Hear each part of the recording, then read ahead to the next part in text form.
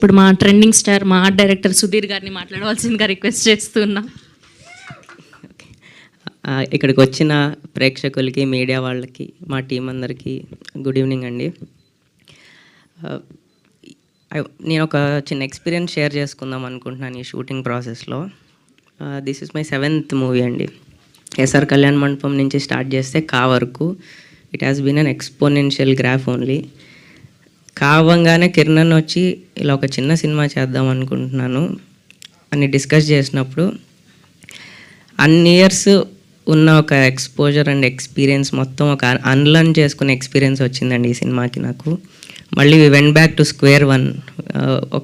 మేము ఎలా అయితే ఒక ఇన్నోసెన్స్తో ఫస్ట్ మూవీ చేసామో మళ్ళీ అలా ఒక ఇన్నోసెంట్ టీంతో పనిచేసే అవకాశం వచ్చింది. దానికి థ్యాంక్ యూ.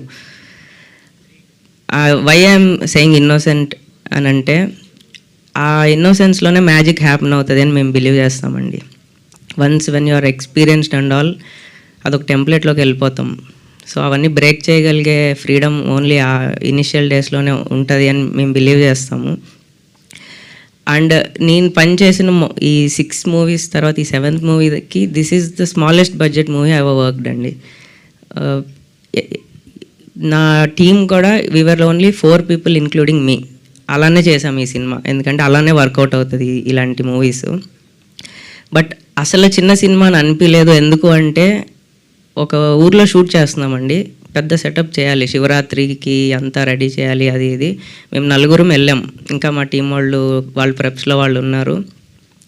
మేము 4 వెళ్ళి వర్క్ చేస్తుంటే ఊర్లో ఒక్కొక్కళ్ళు వచ్చారండి. In half an hour we are a team of 30. So 4 వెళ్ళిన వాళ్ళం 30 మంది కలిసి పనిచేసాం. అది చిన్న సినిమా అవ్వదు. ఈవెన్ కా సినిమాకి కూడా నేను అంతమంది టీంతో ఎప్పుడు పనిచేయలేదు ఆన్ ఎ డే. సో ఇలాంటి మ్యాజిక్ ఓన్లీ ఇలా ఇన్నోసెన్స్ ఉన్నప్పుడే వర్కౌట్ అవుతుంది. And this movie is all about such magical moments. అలాంటివి మీరు చూడాలి అంటే April 17 థియేటర్లోకి రండి. Thimmarajupalli TV is all about the magic created by all this innocent team. Thank you అండి.